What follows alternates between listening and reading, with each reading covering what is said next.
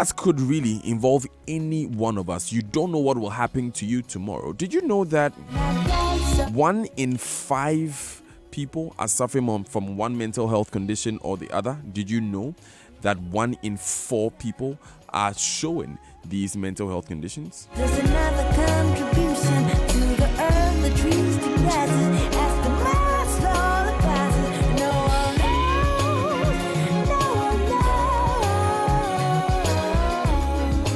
So the world is marking Mental Health Awareness Month, and as a result, anymore, we had to make a special visit.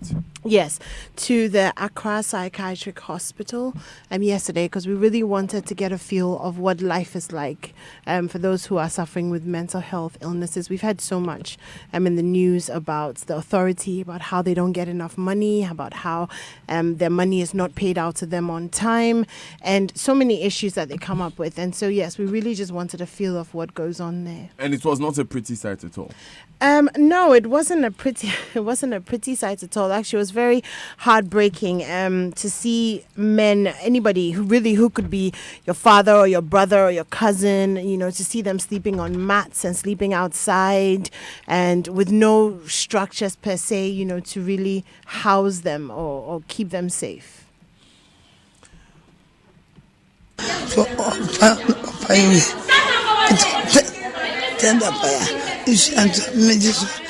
Meet Abena, not her real name. A mother abandoned by her children at the Accra Psychiatric Hospital. She's been living at the facility for the past decade. Patience Ejari is a nurse at the hospital. She's an educator. Okay. Yeah, she's an educator. She used to live in the barracks. She was married to an officer. And I think along the line, the husband passed. And then, life happens. Abena is bipolar, and her condition has made her unable to live a normal life since her husband passed. Perhaps more disturbing about her situation is the hospital's inability to treat her condition. It's not cost the facilities to do so. This means Abena has to be resigned to live her life in the facility in Accra. If we want to, focus on her recovery journey, we need to be very intentional with putting certain systems in place. Because whenever she's in lucid, there are systems in place that can focus and build on her strengths within that time. Then, in the midst of that, if we experience a relapse, we are also able to manage and still focus on, building on those strengths. The widow lives in the hospital with about 390 other patients, 96 of which are female. Good afternoon. The hospital itself was put up in 1904 as a prison for mentally challenged, and according to officials, its wiring has not been changed. Neither has it seen any new buildings in its 113 years. Here's Public Relations Officer for the facility, Franca Nto. Originally, that's what it was built for, until they saw the need to give them medical attention, and they converted it into a clinic, a hospital. Unfortunately, the structure didn't change. We head over to the special wards, where patients who are typically referred to the hospital by courts sleep and are often abandoned. The previous to get is that, okay, the prosecuting officer has been transferred, the doctor is missing, the prosecuting officer is dead, so management decided to stop admitting them because what happens is that the place is not secured enough. The ward is overcrowded, and patients are forced to sleep under sheds and on the floor. They sleep outside at the mercy of the weather. That's how come we wanted to, renovate this place. We want to close. This is supposed to be their dining. The middle here. Yeah, but they sleep there, so we want to close it up to make it a bit comfortable for them. On the other side, they are small cubicles. Supposed to be accommodating 2 people, but currently will it be safe to go in there? Yeah, they will take you around. Currently, I think some take more than 2 people. So the overflow are the ones who just sleep out here, and some of them on mats. On mats, because the beds are not exactly. So when it's raining, it's very bad. Patience Ejari believes the state of the hospital betrays the nation's lack of commitment to the mental health of its citizens. This is a national issue. If we believe that people with mental health experiences still deserve to live a meaningful life, irrespective of their experiences, then we will be intentional and deliberate in putting systems in place to support them. And that was our experience when we visited that hospital, but it was so much more than that, wasn't it anymore? Yes, it was. Gosh, I'm even lost for words this morning. I mean, we went there, and Franca, who's one of the members of the PR team, took us around. And the first place that we went to was the special ward for men. And you walk into it; it's kind of gated. You know, it gives a sense of them being cut off a little bit. But you walk into it, and there's men. Maybe I would say about 50, 60 of them, maybe 50-ish. And most of them are lying on their beds, and some of them are sitting on mats, some of them are sitting on the floor. But the thing that struck me, though, Daniel, is that when you walk in and you see them lying on the beds and you find out that this is their permanent residence, as in where their beds are, it's not like a daytime kind of activity, so they're just outside, just chilling in the sun. But this is actually where they sleep at night. And so some of them were under some sort of roofing structure. Some of them were in the middle of the compound, which is supposed to be their canteen. And then some of them are just on mats on the floor because there are no beds. And I remember I was asking her about the mattresses. The mattresses are not covered, most of them. So it's just raw foam and they're lying on it. And I was thinking, my goodness, if it's raining, how will they cope with it? There was one person who had a mosquito net. The rest of them didn't. So can you imagine at night the mosquitoes, if it's raining, they're just like completely exposed to the elements. And then we went round, and there were a few rooms, so every room kind of has 2 beds, but it's the bare minimums. It's really just a bed and a mattress, and they're even in there they're exposed to the elements. Then we saw the isolation room, and the isolation room doesn't have a bathroom. So when you're in there and you're supposed to be isolated and you're locked in, there's this little hole that leads outside, and that's where you pee and that's where you do all of your business. And then she showed us the area where they bath, which is right in front of some of these structures. So there's a renovated bathroom now, which was commissioned last week. But up until then, they were bathing outside. So she said in the mornings they gather in front there and they bath in glaring view of whoever chooses to pass by. And so there's no dignity. There's no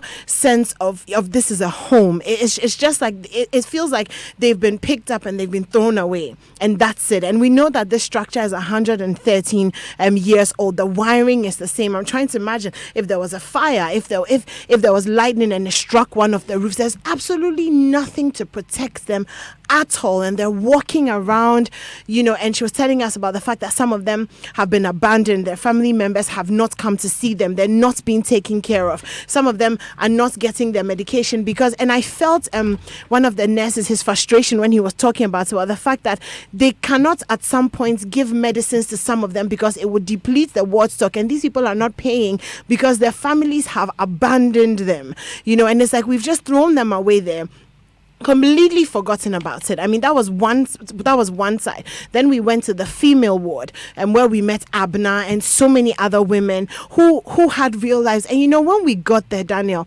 I was completely. Last week we did a show on depression on Strong and Sassy, and people called in, and you hear that there's so much pain, and yet these people have their families and there's a certain level of comfort, but it really just brings to light that it's such a thin line between those of us who have survived some of these things and those who have gone on for their lives to have been almost completely taken away from them because they've suffered some sort of mental illness. What really struck me about the visit was the people, and when you realize that they are regular in an almost scary way. So one of the questions I asked patients when I went there, and I asked them, how is Abena like? I remember that moment. I asked her, how is Abena like? And she told me, she's everyone. Yeah. That was the answer she told me. She's everyone. When Abena is lucid, according to patients, she would come over. She's helpful. She would come and apologize for, because sometimes she can be abusive. Yeah, very. But when Yeah. she's lucid, she comes to apologize comes for to the things. apologize. And she would say, I couldn't control myself. I couldn't control myself. And you see, it was quite a revealing conversation. Unfortunately, it's not every part of that conversation that we could record and bring you. But it was a very revealing conversation about how when you are angry and you feel like hitting someone. Last night, I was angry and I felt like hitting the wall. The only difference between myself and these people is that sense of self-control that would stop them from hitting the wall is not there. And we've all been in that emotional state where we say, look, it took over my mind. I was so sad that I lay on the floor, or I was so angry that I hit someone and I had to go and apologize after. If you think of how regular that is, and you look at this is the only thing that is wrong with these people, that sometimes, more often than not, they can't control themselves. So because of that, we take them to a prison. Because that is what the building is. It was built in 1904, commissioned in 1906 as a prison. Years later, they decided to make it a hospital. Nothing changed. So that building is a prison. It's a hospital in a prison. And we have put 396 Ghanaians in there. We have sentenced them to life because they can't control themselves when they are angry. So who is guilty? Well, it's just it's a regular couple of things that we're thinking about this morning, and apologies if we seem expressive about it, but you should have been there yesterday.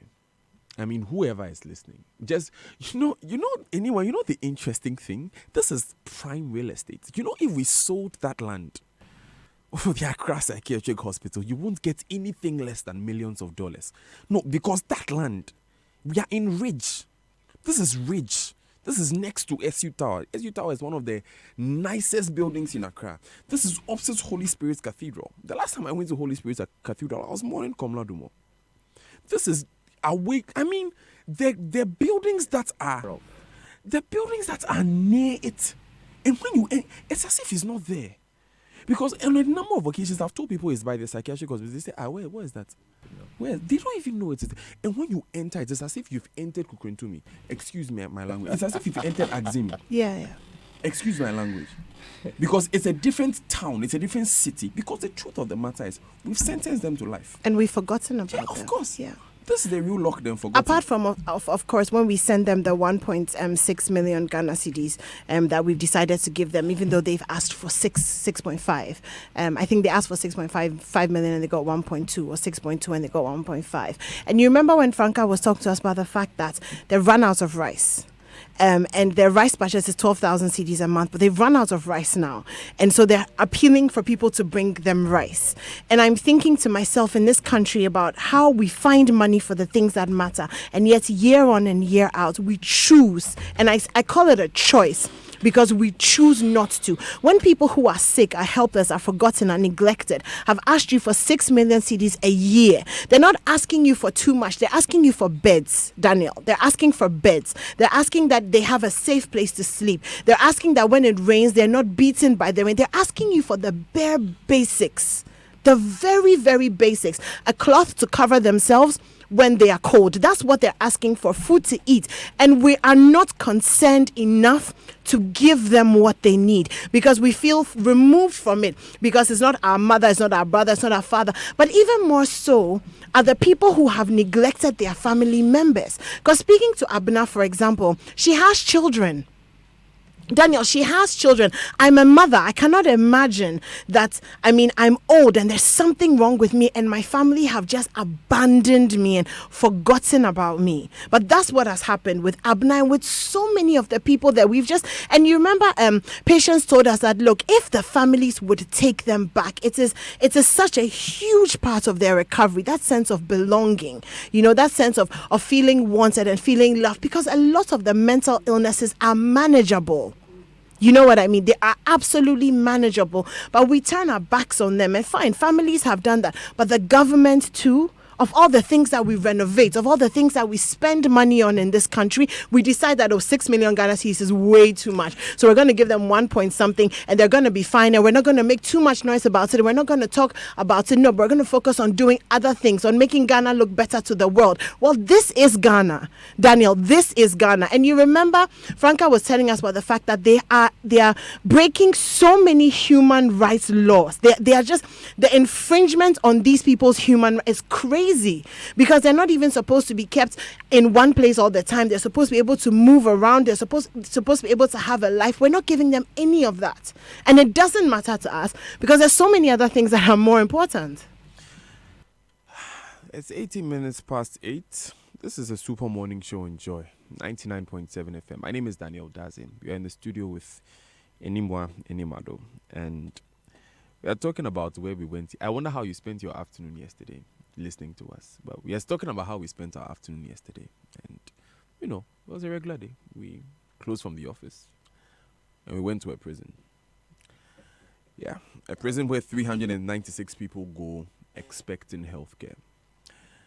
Emmanuel Abuaje Apia is a public relations member at the Accra Psychiatric Hospital. He's also a mental health practitioner and advocate. But let's put it in proper perspective. Emmanuel works in the prison. Good morning. Good morning, my dear fellow. Good morning, my colleagues. You just experienced a day. I've been working there for the past 6 years, and I've been working on the special ward for almost 3 years now. I work at night, so I go for night shift. And when you went to special ward, I was waiting for you to ask a question. So where do nurses sleep? Screen the place and ask yourself, if 2 nurses go for a night shift, where would they sleep? Look at the setting of special ward. It means that we are forced to be with the patient from 6, where you take up, till the morning. If you doze off, you're dozing off outside. At that row of desks. Yes. Yeah. So it means that's that the corner of the court. Yes, the corner there. So it means that we are with them. You can't blink an eye. Mosquitoes are chewing you. If you get harmed by a patient, let's say a patient relapses during the set time, and it's overwhelming. You can count numerous times we've gone under attacks, and there are a lot of things that happens. So for you just experienced the day, and we've been there all this while. There's a part of the report that I didn't clip out. Anyone asked, is it safe for us to go to the other side of the compound? And you see, there was this man, he's well over 6 feet tall. Yes. He's about 6'5". 6'5", almost. And 6'5", for if you're finding it hard to picture 6'5", the average doors are 6 feet. He bends when entering the room. Yeah. So the average room door, so look at your office door or look at your home door, it's about 6 feet. So he would have to bend. He usually bends when entering. He's as tall as any average basketball player. So think Kobe Bryant, think Usain Bolt, because he's also a very tall person, right? Now this is a heavy set 6'5" man, and we are standing in a circle and we are talking. And apparently, when he goes into relapse, he walks very purposefully. He paces very purposefully. So at this point, and he has a very heavy set face, so he's looking menacing. And at this point, we are talking, and he begins walking, as if he's walking towards us, and he just stops behind anyone. And at that point, I just keep quiet, because you see, I'm standing there with Franca and Mensamwa. Mensamwa is the head nurse as the special ward, and I'm standing there. And they look normal. They look like, this, and Franca is heavy, So if they are not scared, we are probably okay, right? But then he was walking as if he was walking towards me. So I'm thinking of this patient, and I'm thinking about the fact that at 1 a.m., at 2 a.m., when you're being bitten by mosquitoes and there's just 2 of you, and he's walking towards you like that, and maybe this is your third or fourth week at the job, any logical mother will ask her son to resign. It is true. It is very true. You see, that's how come even some of our trained nurses and even the doctors who come in and do their housemanship tend not to stay. Because, see, in one word, it's by grace. It's by grace that I go to work and come back every day. Last month, a PA entered a room and was followed up by a patient. He locked the door unknowingly to people observing around. He hit him with a chair on, strangling him. So at one point, I think he shouted for help.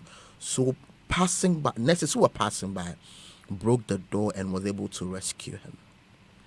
This is what we go through. A patient comes for the first time. Let me give you a clinical picture. We are what we call the male observation ward.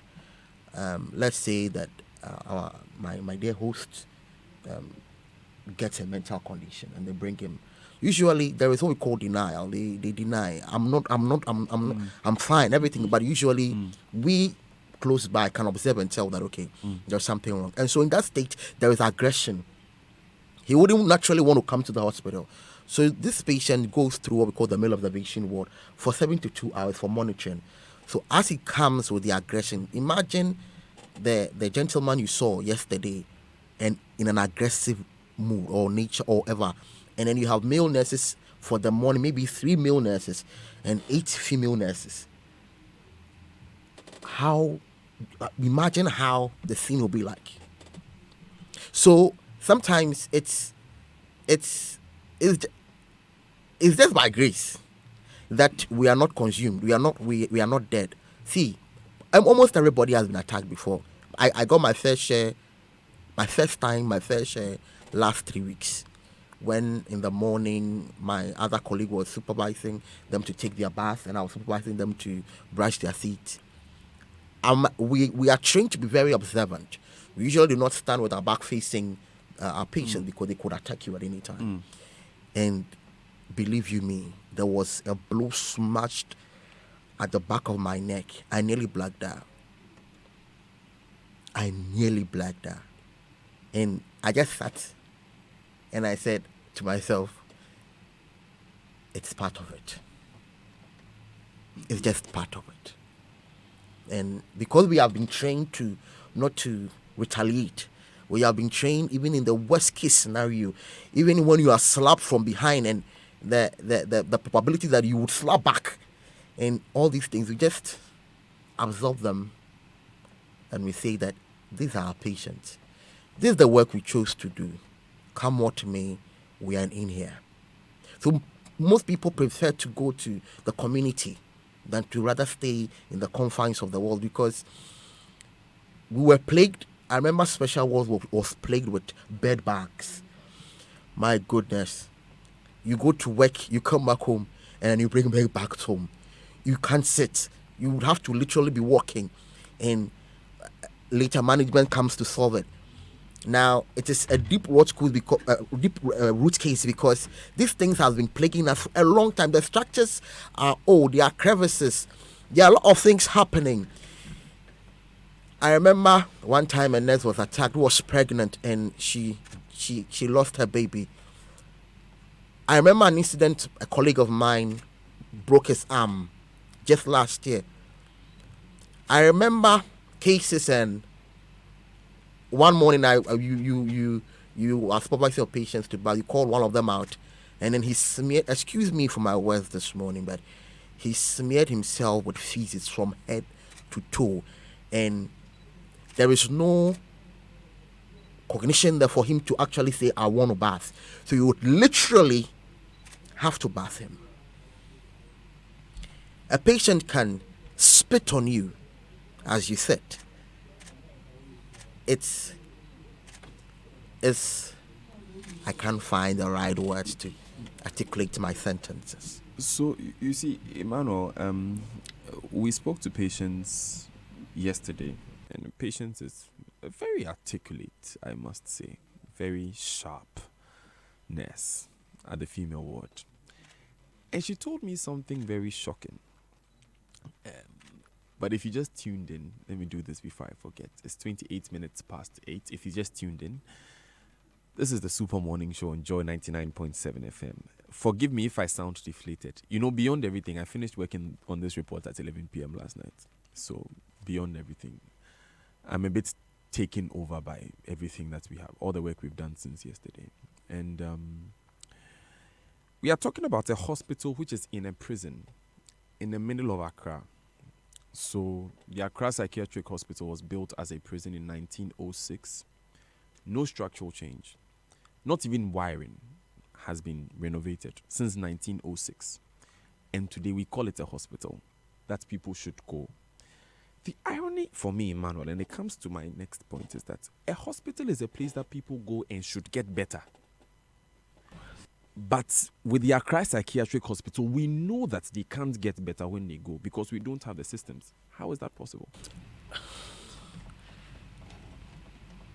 The bitter truth is this. About 3 to 4 years ago, when we had a new medical director in the person of Dr. Appel, I remember we sat down and then we had to assess some things.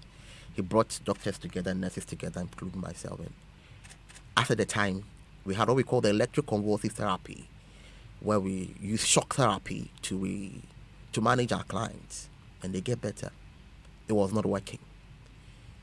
We did not have a 24-hour pharmacy. It was just only one station at one end of the hospital. You want to meet special ward in a slightly better state because we've recently built a urinal and a washroom. Yes. Recently, that was a fundraising. So basically, we had to sit down and devise a strategy. Otherwise, you remember we went on strike. We left the hospital 2 weeks. Yes. We left the hospital 2 weeks. Who leaves the hospital? Our frustrations, the pain we're going through. We left the hospital. We literally left the hospital. And it took almost about 2 weeks for a response to come. And even that, I don't want to go there. So literally, we sat down and put in a plan. Okay, see, we'll go and beg for food. We'll go and beg for medication. Anything that can make us move, we will go and beg. We will literally have to go and, Charlie, this is what we need. How can you help us? That's how, when you were saying rice, I received a notification on yesterday on our page, on the PR page, and I started calling people who could help us get rice. Because the amount of money that goes into rice, I mean, we can't, in our local part, we won't. So we would have to literally go and beg. So we sat down, okay, so aside the begging, what else can we do? Let's try and rehabilitate some of the few places we can. So we will do fundraising dinners. And some people came on board, like the GRA, and some people came on board and they started rehabilitating some of the places which could be habitable enough for patients. Usually, the maximum you get is washrooms. That one day, the maximum they can go, because when you look at the structure and then you want to really rehabilitate the whole ward. I mean, most people come and then they promise us and they leave. People come, use our names, raise funds, and they chop their money. The money doesn't come. People come, they bring letters. Medical director, we want to do this in your name. We want to help you. And they go out there, they organize the program, they get the monies, and they're not picking our calls. Mercy. So you come in there, we are trying our possible best to make systems work. In that, for the little training, I say little training because avenues for workshops and psychiatric nurses are not often available, as even medical doctors. We are few. How many people want to do psychiatric nursing? Consider the situation we have. We have only 3 psychiatric hospitals, only located downside here, none up there. Look at the risk involved. Who wants to go in there? Nobody wants to. So we stay in there. Okay, so let's map up a strategy. This is how we can best help our patients. So one, we look at it physically. If a patient comes in there, has malaria, has typhoid as a baseline cause for the condition that came, then we will treat it because we have a lab. You go to the lab, we test, okay, we give the medications that are available, we prescribe it, we manage. A time passed, the numbers were huge, you couldn't even get a place to stand.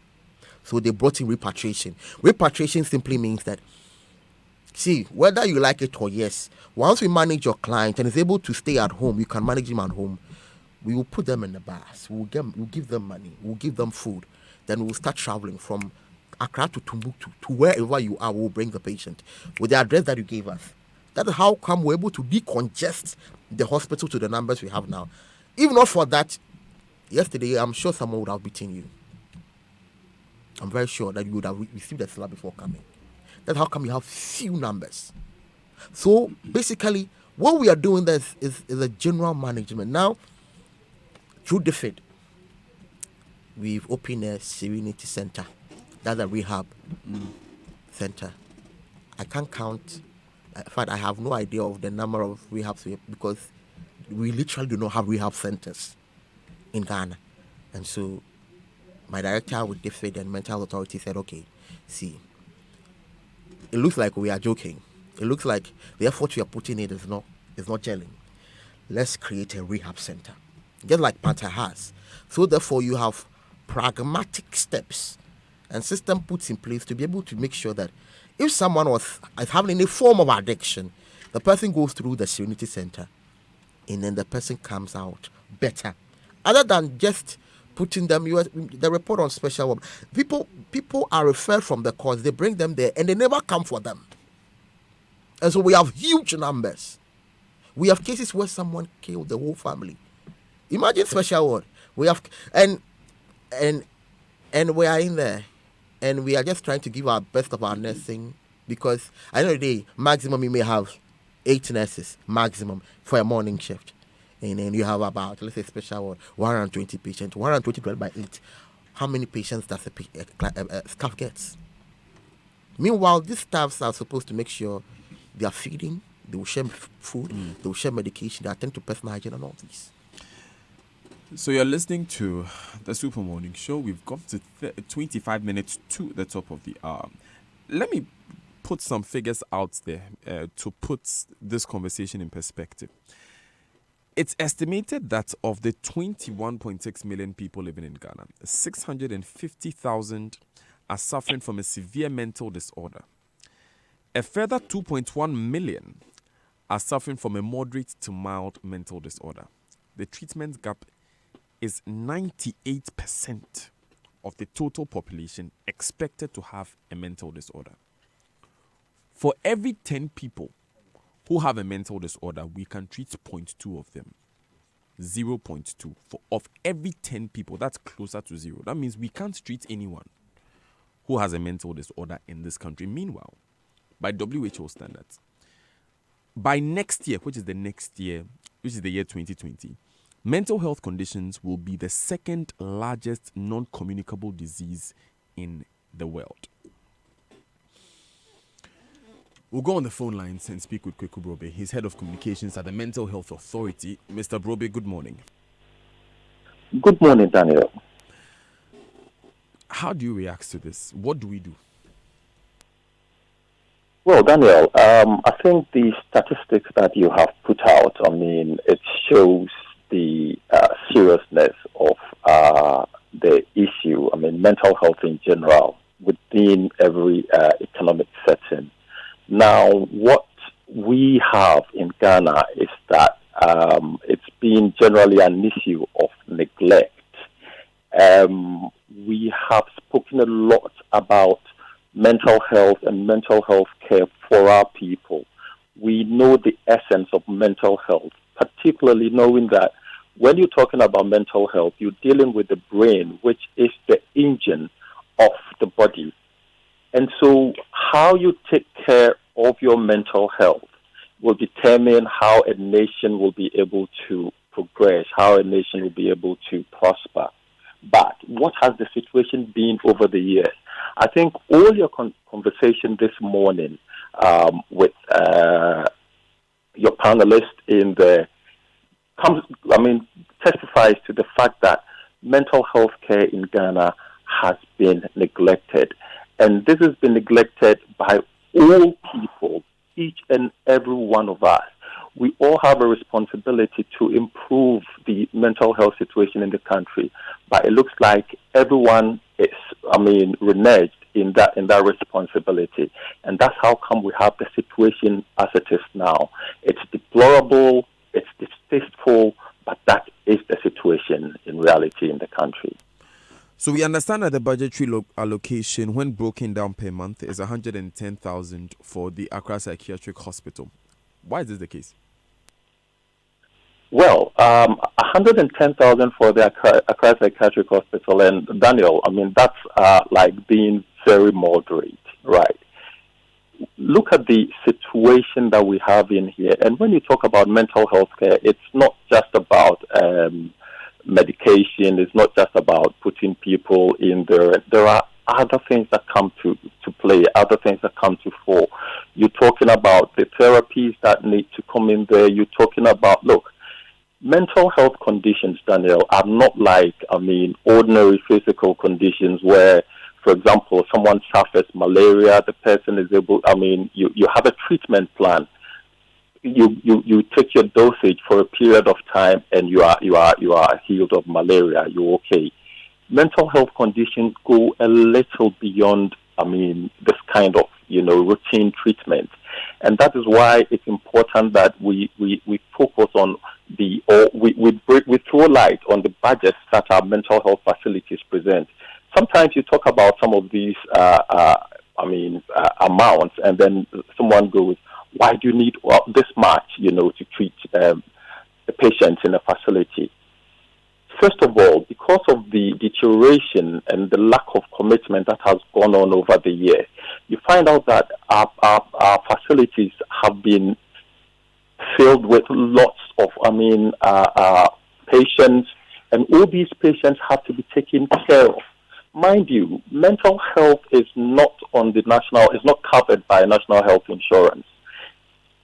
To be fair to, everyone, the Mental Health Act supposes that mental health care in the country should be free.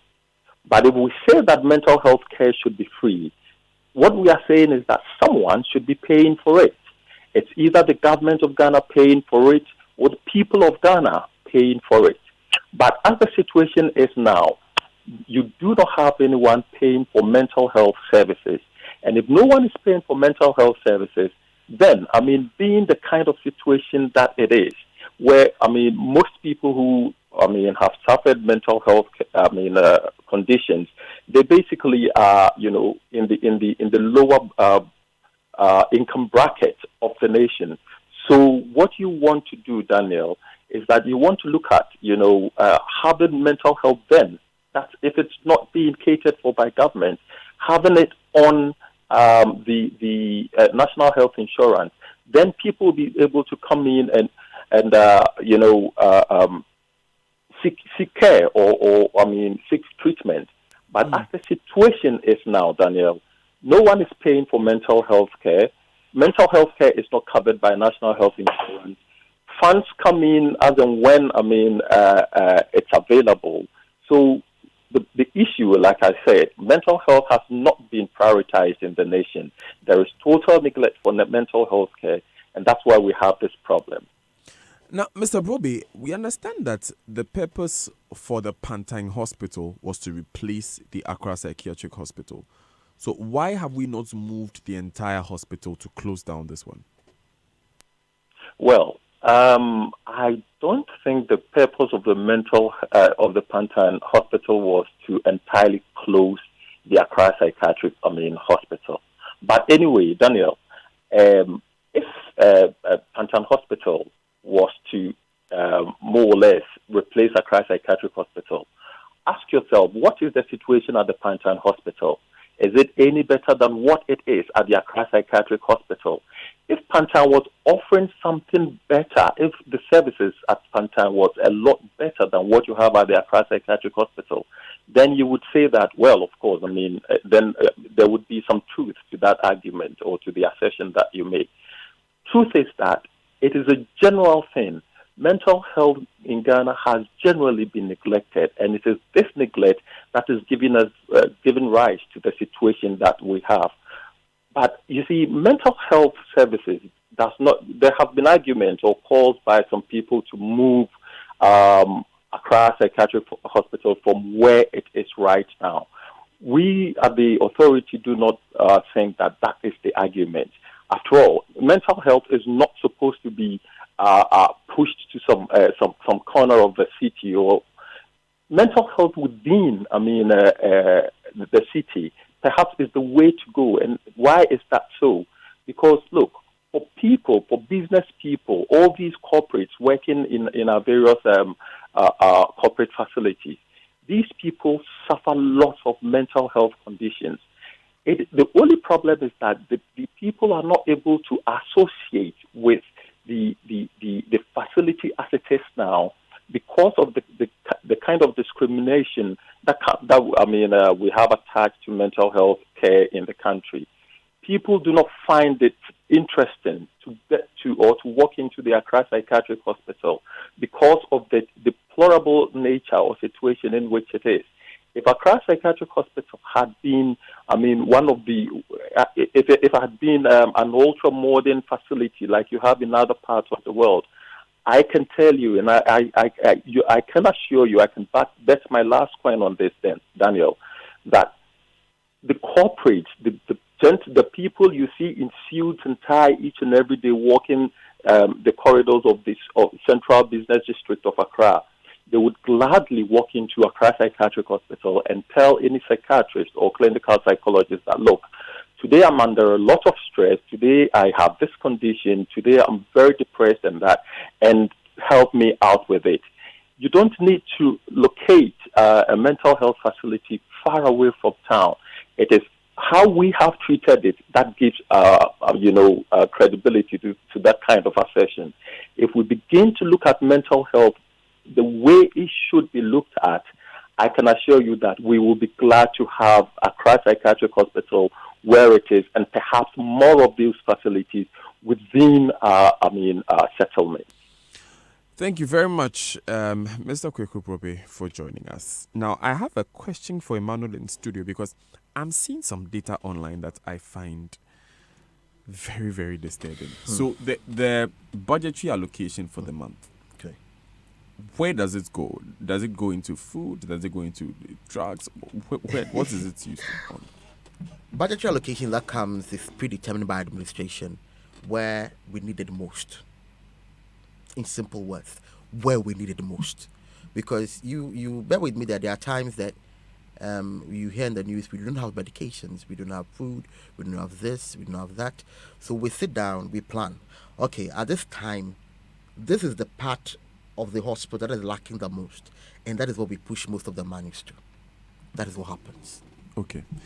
Because I'm seeing some data here, and it's captioned an examination of costs, charges, and payments for inpatient psychiatric treatment in community hospitals.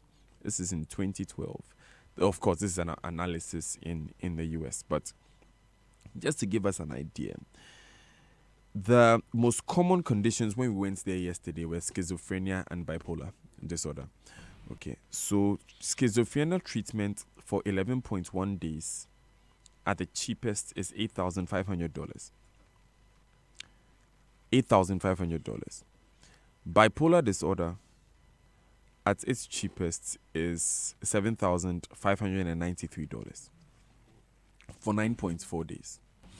Okay, so if I'm going to do 9.4, let's say 10 days by 3, that means that it's going to cost me about $22,000 to treat one person.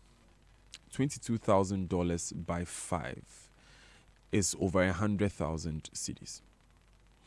Okay. The hospital receives 100,000 cedis, 110,000 cedis a month for 400 people with the conditions that are existent now. Okay. Pardon? The math tells it all. I don't know what to say after this. I'm sorry. We are paid to talk, but there isn't much to say. So this is a question for you. We need to take a few messages and come back. But as you're having your breakfast today, Okay. during lunchtime, Okay. when you're having dinner, just think about it.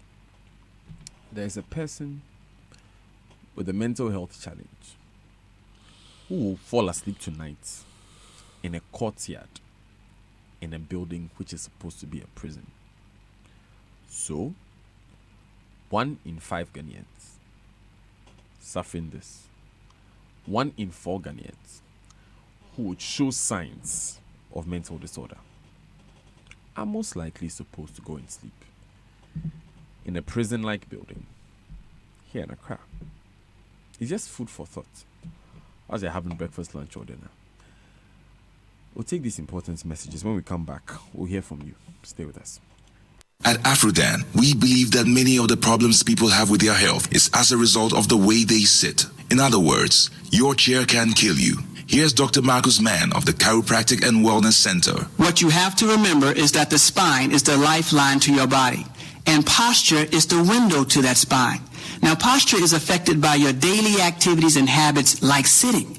That's why at the Chiropractic and Wellness Centers, we recommend what I believe to be the best chairs available for preventing not only subluxations, but also other health problems that you may not be aware of.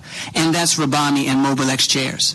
Unfortunately, on a daily basis, I have to correct the effects of this poor sitting habit in our businessmen and businesswomen. Always remember, optimal spine equals optimum health. So, for the sake of your health, buy Rabami or Mobilex chairs from Afrodan. We are on the first floor of the Swansea Shopping Arcade. Telephone 663-085. Hey, Kwame, what's up here? My brother, my wife has been diagnosed with cancer. What? My brother is here with kidney disease too. Oh, yeah. Do you know the World Health Organization estimates that over 16,000 new cases of cancers are diagnosed annually in Ghana, and kidney diseases account for 10% of all medical admissions to Kolebu? But thanks to Glyco-Critical Illness Plan, GSIP, I have spent over 20,000 Ghana cedis on my younger brother's disease. Yeah. What is GSIP? Glyco-Critical Illness Plan, GSIP, provides you with financial support when diagnosed with any critical illness or dread disease such as cancers, strokes, kidney failures. Speak to GlycoLife today on 0302-218-500 for your GSIP policy. It is definitely in our interest to survive. GlycoLife, we cushion you for life.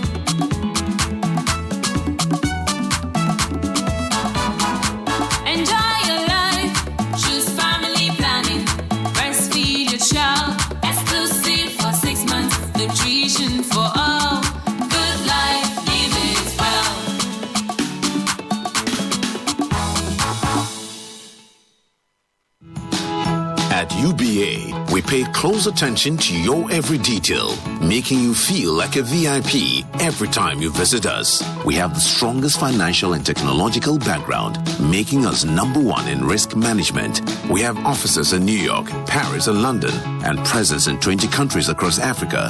UBA has successfully operated in Ghana for almost 15 years, with 28 branches throughout the country. Visit us today at a branch near you. UBA, Africa's global bank. Seesaw, up and down. Seesaw, up and down. Dear Ghana, up and down is good for some things, but your internet is not one of them. It shouldn't go from 4G to 2G like child's play. Get true 4G LTE internet for grown-ups. Grab a Surfline 4G LTE MiFi device today. At Surfline, we give you 10 gigabytes, then add 5 gigabytes of data when you make your first purchase. Call us on 0302-745-777 or visit any of our retail outlets and get the internet you deserve. Yours truly, Surfline. It's about time. I am Dr. Acacia. Acacia gives your workers the best customer service and treatment options when the need arises, keeping them healthier and more productive for your business. Acacia Health Insurance. We place value on those you value. Once upon a time, there lived a milk called Cowbell. Cowbell? Yes, and everyone loved it. It made delicious cereals, beverages, and the most enjoyable porridge. And one day, something amazing happened. What? Cowbell came to my glass of water, so I mixed it and I stirred it, and it turned into delicious and nutritious milk. You want to try it? Yes, but this is pink. Yes, because this is the strawberry flavor. I love strawberry. It's yummy. And refreshing. That's Cowbell, our milk, full of vitamins and minerals, so you can grow up to be a strong boy. Yay! Next time, I'll tell you which other flavor came to my glass of water, okay? There are more? Cowbell, our milk. There's something for everyone. Cowbell, our milk. Oh, Mickey, why are you looking so sad? Massa, smile small, eh? Charlie, you know say I make what for alone. Don't come and laugh at me. Now, who says that they laugh at you? Now, I make what pass you said. After months of jumping from one bank to another, Massa, Prudential Bank finally sorted me out. Wow. They make also go there and try my luck. Massa, this is not try your luck matter. Oh. As a government of Ghana employee, you are covered. You don't even need to have an account with them. Hey, really? Oh, yeah. Once your salary is paid through the Controller and Accountant General's Department, Jack would them sharp. In addition, Prudential Bank has special loan products for SMEs, non-traditional exporters, micro businesses, as well as loans for any staff of a private or public institution whose salary is paid through Prudential Bank. Best of all is their low interest rate and flexible terms of repayment. Really? Massa, just walk into any of their branches nationwide or call 0302-781-198. Terms and conditions apply. Hey, I say, but where you go? Prudential Bank, of course. Prudential Bank, your trusted and dependable partner. Coffee in your cup. Super Morning Show is always the best. For that man that doesn't have 99.7 FM.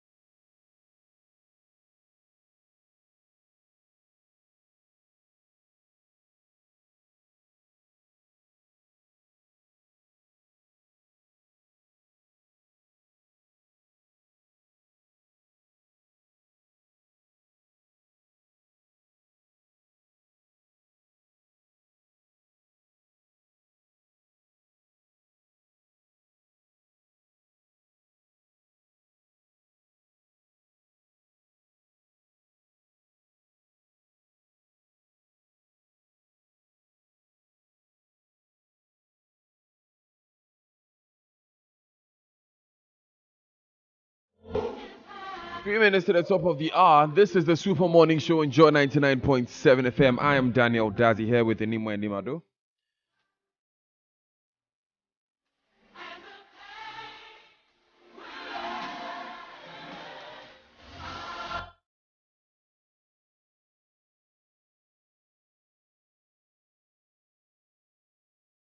A PR member at the Accra Psychiatric Hospital. He's also a mental health practitioner and advocate. We're here with you as well doing the listening. Anyone has your messages? Yes, this one says, just listen to the Super Morning Show on mental health. Ghanaian leaders should remember Ghanaians know Ghana has a lot of natural resources. All of these generate huge sums of profit. Where's the money? Why can't some of that money go toward managing mental health in a dignified way? Elderly people also suffer from dementia or Alzheimer's, which needs to be managed in a nursing home and not necessarily mental institutions. Ghana needs some elderly daycare centers and nursing homes. Please spread the word to Ghanaians to arouse interest in establishing elderly daycare centers and nursing homes. I remember, Emmanuel, there's also a children's ward on the psychiatric, yes. And you have cases like autism and all of that. And the question is really whether they should be in that environment in the first place, especially if it's not rehabilitative.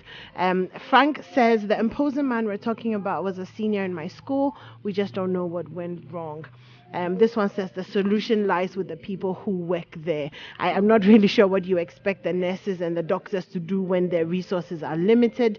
This one says, Daniel, good morning. A society is best judged by the conditions they put their citizens who have mental health issues, a disability or a general health condition, and those at the prisons. I have been to the Accra Psychiatric Hospital a number of times. It is a shame. I wonder why Pantang Hospital hasn't been built to international standards and the patients at the Accra Psychiatric Hospital move there. We can spend millions on celebrations but not on citizens like these. That's Mark Cosby. He says we should change the name from Accra Psychiatric Hospital to Accra Psychiatric Prison. This one says, Ghana, you prefer to bring down buildings which are less than 10 years old to build a cathedral than taking care of the Accra Psychiatric Hospital, which was built in 1904. Without any proper maintenance or refurbishment. And this one says, Mr. Brobe, please ask him what solutions are available and what are they doing. Dr. Araba Sefat Dede is a clinical psychologist and she retired from the Department of Psychiatry at the School of Medicine and Dentistry, University of Ghana. She's joined us on the line.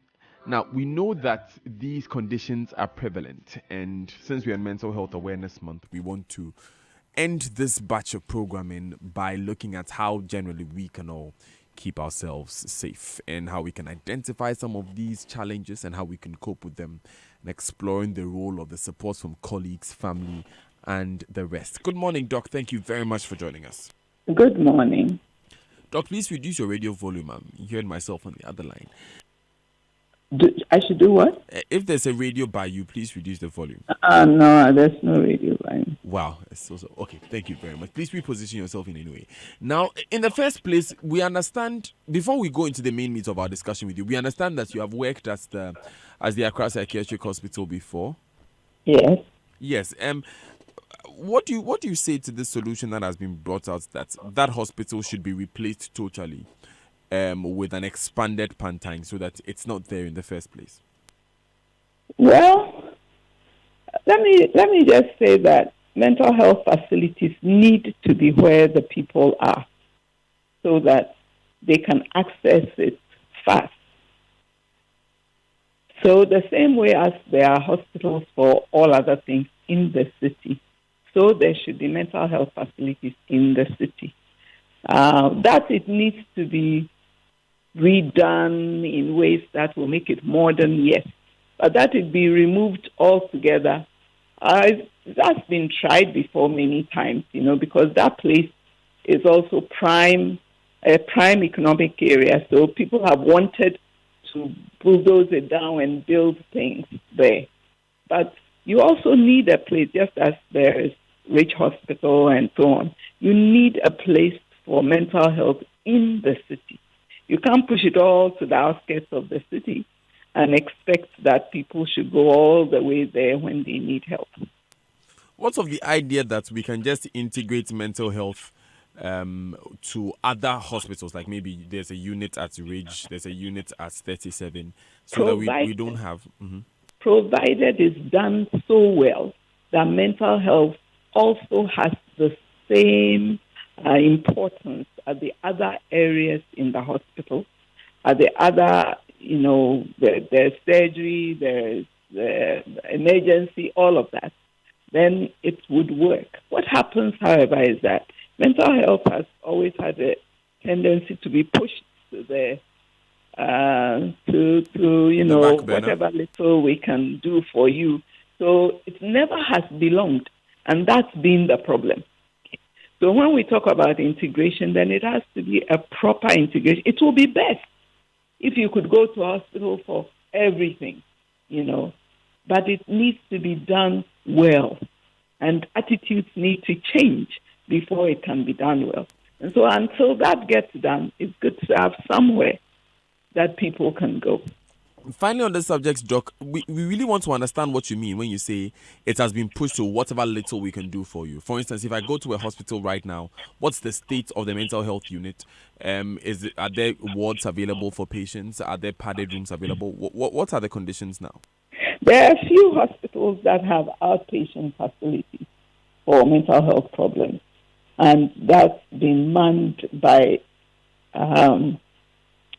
community psychiatric nurses mainly. There are a few hospitals that offer, regional hospitals that offer full mental health facilities like Korle Bu. Korle Bu has an small inpatient place as well as an outpatient place. And Komfo Anokye also has that, and I think one or two. But the rest have just small outpatient places for that community psychiatric nurses manage. So if you need hospitalization, you can't be hospitalized there. You have to be sent to some other place. And that's been the problem. So basically, beyond Korle Bu Teaching Hospital, within Accra, it is only this facility we visited yesterday that can house a mental health patient. Yeah, and Panpan. Okay. Thanks a lot for helping us understand the perspective of mental health care in the country. But we also want to help listeners this morning with some information on how to empower themselves to deal with mental health challenges if they come across them. So how do you identify, for instance, if your mental health is deteriorating as an individual? Okay. As an individual, you know yourself. When you find that you are becoming non-functional, something is upsetting you so badly that it's making it difficult for you to do your usual things. You are not sleeping well. You may not be eating well, either overeating or not eating enough. You find you can't concentrate. Your work is suffering. No, all those are indications that something may be going wrong with you. And what may be going wrong with you could even be a physical thing that is causing you so much anxiety that it's affecting your mental health as well. Or it could be an issue, a problem, something that has happened that's causing you so much upset that your nervous system is malfunctioning. And that's what causes you to have the can't sleep well, headaches, can't eat well, all of those things. And therefore, you will need some help in that area. So how do you begin to help yourself before you head to the hospital? To help yourself, first you need to recognize what it is that's triggering all of this, because it is not just your body that you need to deal with, but whatever it is that's sending messages, your brain is sending messages to your body that there is something wrong, there's some danger your body has to deal with. So you need to identify what it is and see whether you can deal with it. And if you can't deal with it, you ask for friends' help or somebody, family. And when still you are having those problems, then you need professional help. Okay. What if it's a loved one who has some of these challenges? What are the immediate ways that you can help him or her? Many times it's loved ones who notice, because the person can be so engrossed in themselves that they don't even see the need to reach out. They just see there's something bothering them, but they don't reach out.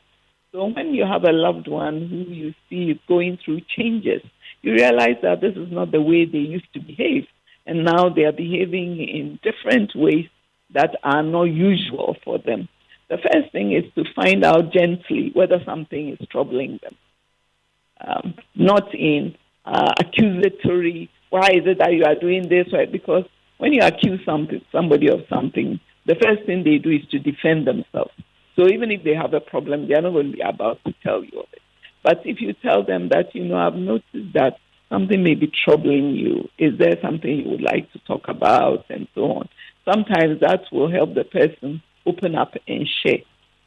If after you've shared and everything, or the person refuses to acknowledge that there's anything wrong, but you can see that they are deteriorating, then you need to go further than that and ask that, remind them that there is help. Even when they talk to you, remind them that there is help, or tell them, because they may not know that there is help.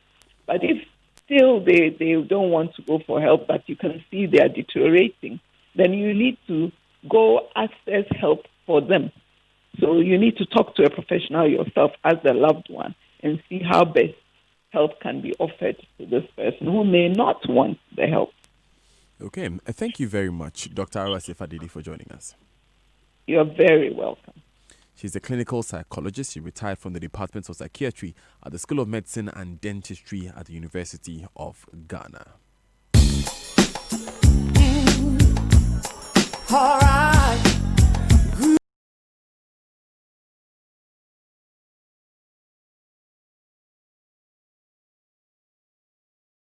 Reasons to lose hope. Those of y'all feel like you're struggling. And I know, when Emmanuel goes back to the prison to work, It's a simple song.